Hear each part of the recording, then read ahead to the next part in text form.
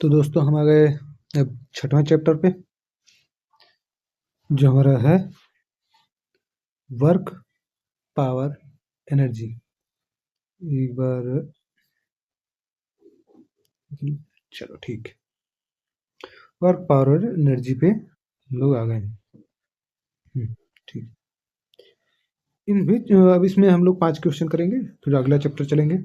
In which of the following cases can the work done increases the potential energy?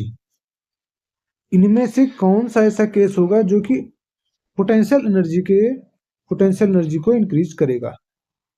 ठीक है, देख लेते हैं भाई पोटेंशियल एनर्जी सबसे पहले आती कब है। तो पोटेंशियल एनर्जी जब भी बोल दिया जाए, ठीक है, पोटेंशियल एनर्जी जब भी बोल दिया जाए तो समझ लो वहां पे कंजर्वेटिव फोर्स होगा। कौन सा होएगा? Conservative force. बिना कंजर्वेटिव फोर्स के पोटेंशियल एनर्जी का कल्पना ही नहीं कर सकते, यानी ये हमारा हमेशा पोटेंशियल एनर्जी ही होएगा। तो कंजर्वेटिव फोर्स जहां पे होगा वहीं पोटेंशियल एनर्जी आएगा।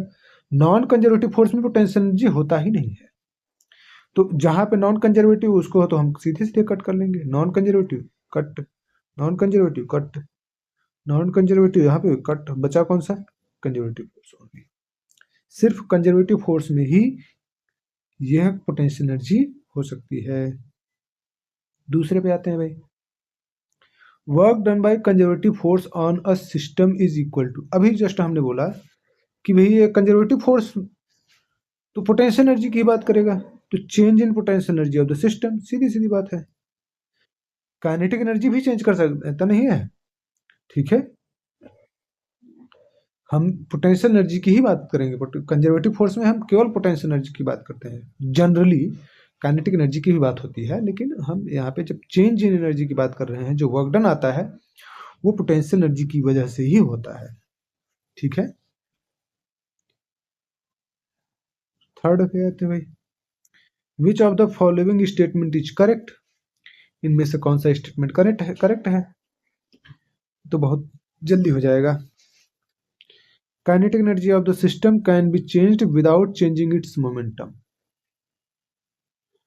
Kinetic energy of the system can be changed without changing its momentum। चलो ये हम इसको भी गोले में करके देखते हैं भाई, कौन सा सही? ये सही है, लेकिन क्या इससे और बेटर कोई ऑप्शन हमको देखने को मिल सकता है? तो उस हिसाब से हम चलेंगे। Kinetic energy of a system can not be changed without changing it's momentum. नहीं, ये ऐसा नहीं होता है, क्योंकि अगर ये सही हो गया तब फिर ये तो सही हो ही नहीं सकता, क्योंकि यहाँ पे moment without changing momentum change कर रहा है। और इसका भी रीजन भी बताएंगे क्यों ऐसा है। Momentum of a system can not be changed without changing it's kinetic energy. Momentum of a system can not be, नहीं ऐसा नहीं होता है। हम काइनेटिक एनर्जी को बिना चेंज किए भी मोमेंटम एनर्जी को चेंज कर सकते हैं, मोमेंटम को चेंज कर सकते हैं, क्योंकि ये पहला वाला, अच्छा यहाँ पे कट कट भी कर सकते हैं, ठीक है। ये सभी, ये जो है इन दोनों का कंट्राडिक्शन है इसमें। अगर ये सही होगा तो ये सही होएगा, ठीक है, और ये सही हो तो ये नहीं सही होगा। तो ये दोनों एक साथ तो सही हो नहीं सकते, यानी ये दोनों है गलत। A system can not have energy without having momentum. नहीं, ऐसा नहीं होता है। पोटेंशियल एनर्जी क्या है? पोटेंशियल एनर्जी के पास भी तो वो एनर्जी होती है ना, उसमें कहाँ है रहता है मोमेंटम, तो ये भी सही नहीं है। अब इसको थोड़ा सा एक्सप्लेन कर लेते हैं। मान लेते हैं भाई यहाँ पे विदाउट चेंजिंग इट्स मोमेंटम, हम मान लेते हैं कि कोई ये बम रखा हुआ है, ठीक है। अब ये बम जो था, एक सेकंड, ऐसे नहीं बम, ये वाला नहीं, हम लोग जो पिन वाला बम रहता है, हैंड ग्रेनेड, कुछ इस तरीके से बम रहता है, और यहाँ पे ऐसे पिन लगी रहती है, ऐसे ये बम है। अब इसको फेंक दिया जाता है। जैसे ही इसको फेंकते हैं हम, ये जा करके यहाँ पे टकराया, तो अब यहाँ पे टकराया, क्या इसकी मोमेंटम एनर्जी चेंज हुई है जिस समय पर ये फटा? कुछ मोमेंटम चेंज हुआ इसका? मोमेंटम तो अभी वही है जितना यहाँ पे था। मोमेंटम तो अभी भी वही ही है ना। मोमेंटम तो बिल्कुल चेंज नहीं हुआ इसका,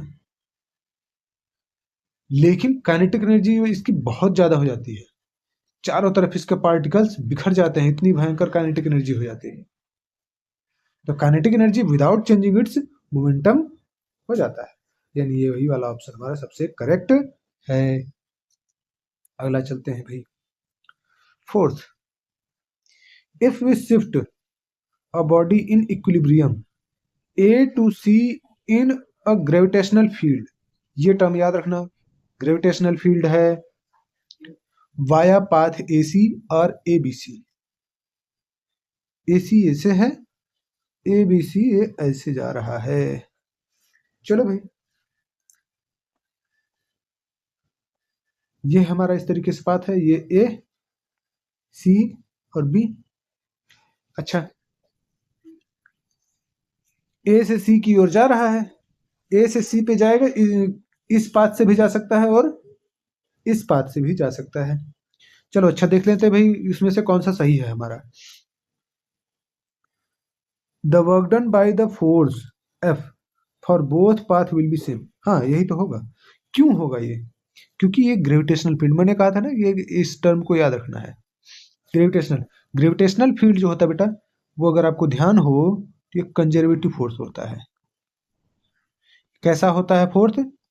कंजर्वेटिव फोर्स होता है ये, ठीक है। अगर आपको ध्यान नहीं है, नहीं पता है, तो आप जान लीजिए कि कंजर्वेटिव फोर्स होता है। ये इनवर्स स्क्वायर लॉ वाला फोर्स होता है। कौन सा फोर्स होता है? Inverse square law force. क्यों इसको इनवर्स स्क्वायर लॉ फोर्स बोलते हैं? क्योंकि जो फोर्स होता है वो डायरेक्टली इनवर्सली प्रोपोर्शनल होता है आर स्क्वायर के। हालांकि ये अमोनियम 2 भी होता है, लेकिन ये हम यहाँ की बात कर रहे हैं, ठीक है। चलिए आगे इसमें चलते हैं 5वें नंबर पे। इसमें क्या कहा जा रहा है? Two springs P and Q having stiffness constant K1 and K2। K1 greater है K2 से, क्योंकि यहाँ पे कह दिया इन्होंने, ये K2 है ना, यहाँ पे कह दिया गया K1 is greater than K2 respectively are stretched equally. दोनों इक्वली स्ट्रेच्ड हैं, तब क्या होगा? More work done on Q, Q पे वो ज्यादा वर्क डन होगा। More work done is done on, more work is done on P, P पे ज्यादा वर्क होगा।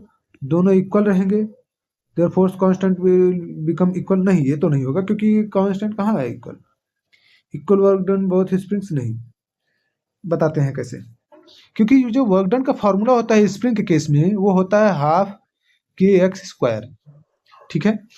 तो P के लिए हो जाएगा हाफ k1x², और Q के लिए हो जाएगा हाफ k2x²।